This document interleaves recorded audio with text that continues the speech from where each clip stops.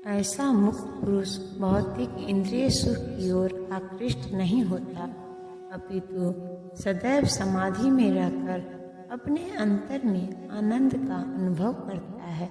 इस प्रकार स्वरूप सिद्ध व्यक्ति पर ब्रह्मा में एकाग्रचित होने के कारण असीम सुख भोगता है।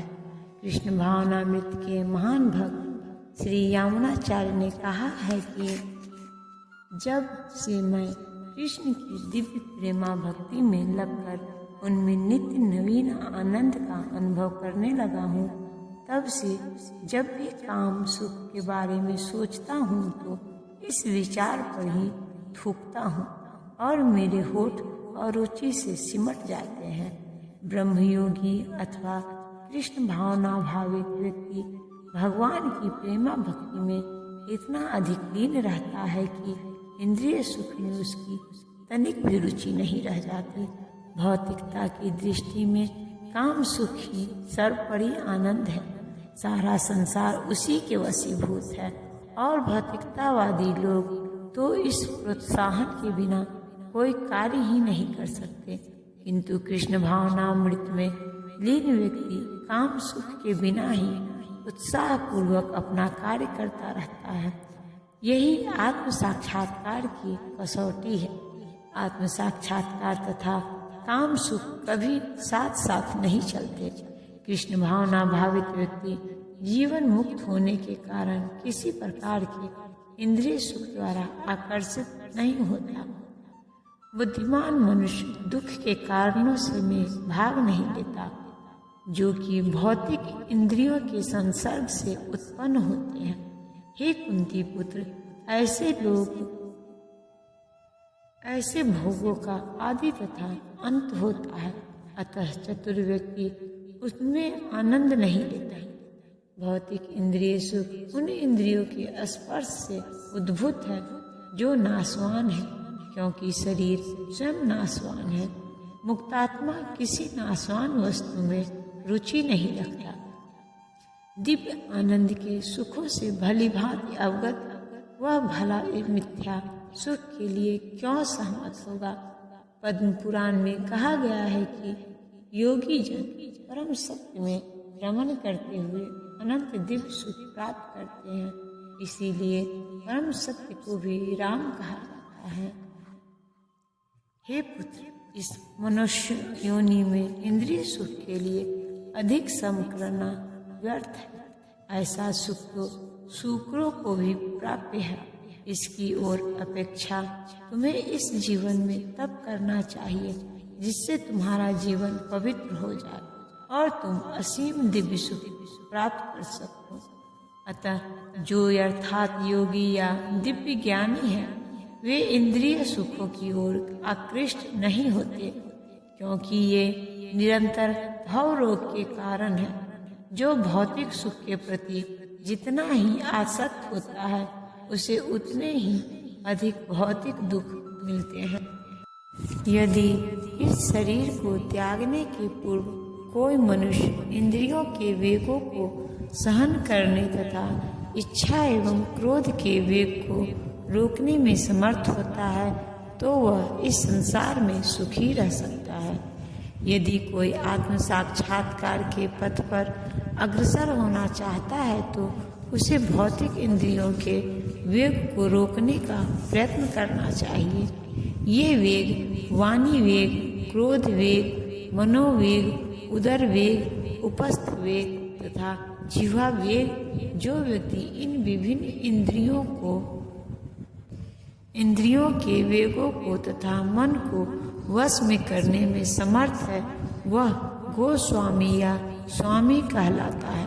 ऐसे गोस्वामी नितांत संयमित जीवन बिताते हैं और इंद्रियों के वेगों का तिरस्कार करते हैं। भौतिक इच्छाएं पूर्ण न होने पर क्रोध उत्पन्न होता है और इस प्रकार मन, नेत्र तथा वक्षस्थल उत्तेजित होते हैं। अतः इस शरीर का परित्याग करने के पूर्व मनुष्य को इन्हें वश में करने का अभ्यास करना चाहिए।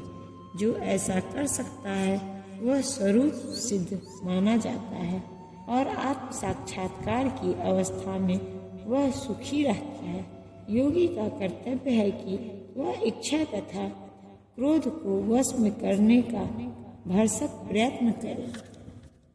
जो अंतःकरण में सुख का अनुभव करता है, जो कर्मठ है और अंतःकरण में ही रमन करता है तथा जिसका लक्ष्य अंतर्मुखी होता है, वह सचमुच पूर्ण योगी है। वह पर ब्रह्मा में मुक्ति पाता है और अंततो गत्वा ब्रह्मा को प्राप्त होता है। जब तक मनुष्य अपने अंतःकरण में सुख का अनुभव नहीं करता, तब तक भला प्राय सुख को प्राप्त कराने वाली प्राय क्रियाओं से वह कैसे छूट सकता है। मुक्त पुरुष वास्तविक अनुभव द्वारा सुख भोगता है, अतः वह किसी भी स्थान में मौन भाव से बैठकर अंतःकरण में जीवन के कार्यकलापों का आनंद लेता है। ऐसा मुक्त पुरुष कभी बाह्य भौतिक सुख की कामना नहीं करता। यह अवस्था ब्रह्मभूत कहलाती है, जिसे प्राप्त करने पर भगवत धाम निश्चित है। जो लोग संशय से उत्पन्न होने वाले दैत्य से परे हैं, जिनके मन आत्म साक्षात्कार में रत हैं, जो समस्त जीवों के कल्याण कार्य में सदैव व्यस्त रहते हैं और जो समस्त पापों से रहित हैं, वे ब्रह्म निर्वाण को प्राप्त होते हैं। केवल वही व्यक्ति सभी जीवों के कल्याण कार्य में रत कहा जाएगा, जो पूर्णतया कृष्ण भावना भावित है। जब व्यक्ति को यह वास्तविक ज्ञान हो जाता है कि कृष्ण ही सभी वस्तुओं के उद्गम है, तब वह जो भी कर्म करता है सबों के हित को ध्यान में रखकर करता है। परम भोक्ता, परम नियंता तथा परम सखा कृष्ण को भूल जाना मानवता के क्लेशों का कारण है। अतः समग्र मानवता के लिए कार्य करना सबसे बड़ा कल्याण कार्य है। कोई भी मनुष्य ऐसे श्रेष्ठ कार्य में तब तक नहीं लग जा पाता जब तक कि वह स्वयं मुक्त न हो। कृष्ण भावना भावित मनुष्य के हृदय में कृष्ण की सर्वोच्चता पर बिल्कुल संदेह नहीं करता। वह इसलिए संदेह नहीं करता क्योंकि वह समस्त पापों से रहित होता है। ऐसा है यह दैवी प्रेम। जो व्यक्ति मानव समाज का भौतिक कल्याण करने में ही व्यस्त रहता है, वह वास्तव में किसी की भी सहायता नहीं कर सकता। शरीर तथा मन की क्षणिक खुशी संतोषजनक नहीं होती। जीवन संघर्ष में कठिनाइयों का वास्तविक कारण मनुष्य द्वारा परमेश्वर से अपने संबंध की विस्मृति में ढूंढा जा सकता है। जब मनुष्य कृष्ण के साथ अपने संबंध के प्रति पूर्णतया सचेष्ट रहता है, तो वह वास्तव में मुक्तात्मा होता है, भले ही वह भौतिक शरीर के जाल में फंसा हो। जो क्रोध तथा समस्त भौतिक इच्छाओं से रहित है, जो स्वरूप सिद्ध आत्म संयमी है और संसिद्धि के लिए निरंतर प्रयास करते हैं, उनकी मुक्ति निकट भविष्य में सुनिश्चित है।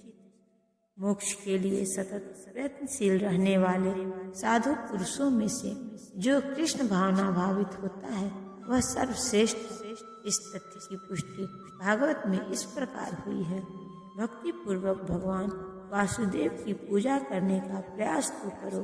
बड़े से बड़े साधु पुरुष भी इंद्रियों के वेग को उतनी कुशलता से रोक पाने में समर्थ नहीं हो पाते जितना कि वे जो सकाम कर्मों की तीव्र इच्छा को समूल नष्ट करके और भगवान के चरण कमलों की सेवा करके दिव्य आनंद में लीन रहते हैं।